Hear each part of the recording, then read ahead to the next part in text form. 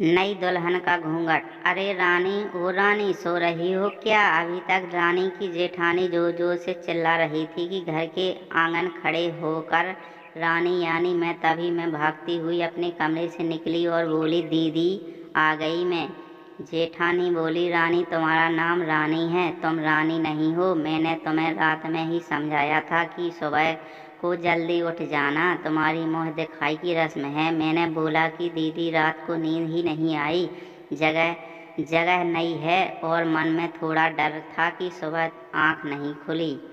तो रजनी दीदी हंसती हुई बोली, रानी मेरी प्यारी देवरानी, जल्दी से घूंघट कर लो, अगर माँ जी आ गई तो हंगामा हो जाएगा। मैंने घूंघट किया ही था तभी माँ जी वहाँ आ गई और कड़कड़ाती आवाज़ में बोली, चलो अब क्या यही गपशप मारती रहोगी तुम दोनों, हमने चलना शुरू ही किया था। तभी माँ जी ने रजनी दीदी के कंधे पर हाथ रखा और बोली, पता ना कहाँ से जाना है और कैसे जाना है। माँ जी ने बोला कि जबकि कोई बड़ा तुम्हारे सामने खड़ा हो तो हमेशा घूंघट में रहना और कम से कम अपने बड़ों के सामने अपना, और बिना घूंघट के तो कभी नहीं।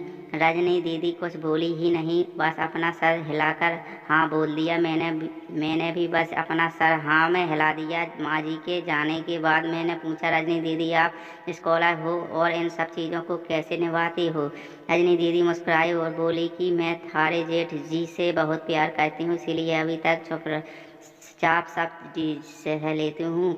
मैं कुछ नहीं बोली और चुपचाप रजनी दीदी के साथ घर के बाहर वाले कमरे में जाकर बैठ गई। वहाँ पर एक पड़ोस की आंटी जी थी बैठी थी। वो बोली कि यह कैसी बहू आई है ससुर जी के सामने खड़े होकर ये यहाँ बैठी है, मुझे कुछ समझ ही नहीं आया है। मतलब रजनी दीदी बोली, आंटी जी अभी नई बहू है, यहाँ की रीति रिवाज सीखने में थोड़ा समय लगेगा। रजनी दीदी मुझे वहाँ से उठाकर मेरे कमरे में छोड़ेगी।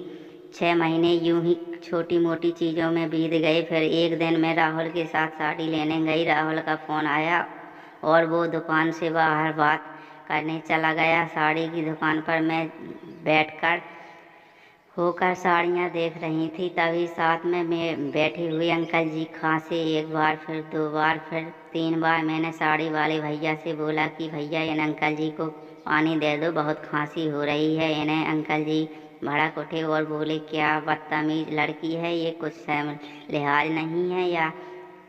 इसे दुकान पर हंगामा देख राहुल बाहर से भागकर अंदर आया और अंदर आते ही अंकल जी के पर छू कर बोला, मामा जी आप यहाँ? मैं घबरा के दुकान से बाहर निकल आई, एक लंबा घूंघट करके गाड़ी में बैठ गई। राहुल बाहर आया और गाड़ी में बैठकर गाड़ी बहुत तेज़ चलाने लगा। मैंने धीमी आवाज़ में बोला, गाड़ी बहुत तेज़ चला रहे हो, कहीं एक्सीडेंट ना हो जाए। हम घर पहुँचते ही थे तभी माँ जी जोर जोर से चिल्लाती हुई बाहर आई, देखो आ गई है ये रानी, साई व खानदान की इज्जत मिट्टी में मिलाकर। तभी रजनी दीदी आई और बोली, माँ जी मेरी शादी को 6 साल हुए थे, मैं अभी तक मामा जी को नहीं जानती थी, ये कैसे जानेगी? माँ जी जोर से चिल्लाई, देखो कैसे चपड़ चपड़ जबान चला रही है इस रजनी की। कभी राहुल का सब की बात काटते हुए बोले, माँ ये दोनों सही बोल रही हैं, अगर ये हमेशा घूंघट करके रहती तो ये मामा जी को कैसे पहचानेगी? और माँ आज मामा जी के फ़ोन पर तुमने पूरे घर की शांति को भंग कर दिया है। ये वो ही समाज है जिसने सीता मैया पर ही उंगली उठाई थी। पिताजी और जो जेठ जी ने अपना पक्ष के साथ ही रखा। माँ जी थोड़ी देर सोचने के बाद वापस रजनी दीदी और मेरे पास आई और बोली कि तुम दोनों अपनी मर्यादा पता, मुझे उम्मीद है कि तुम कभी भी मेरा सर नीचे नहीं झुकाने देगी।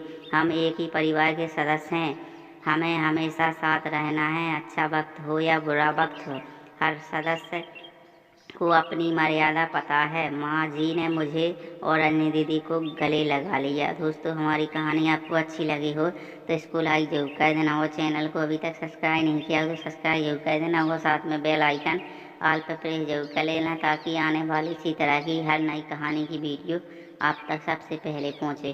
दोस्तों हमारी वीडियो देखने के लिए धन्यवाद। मिलते हैं इसी तरह की अगली नई कहानी की वीडियो में। धन्यवाद। जय हिंद।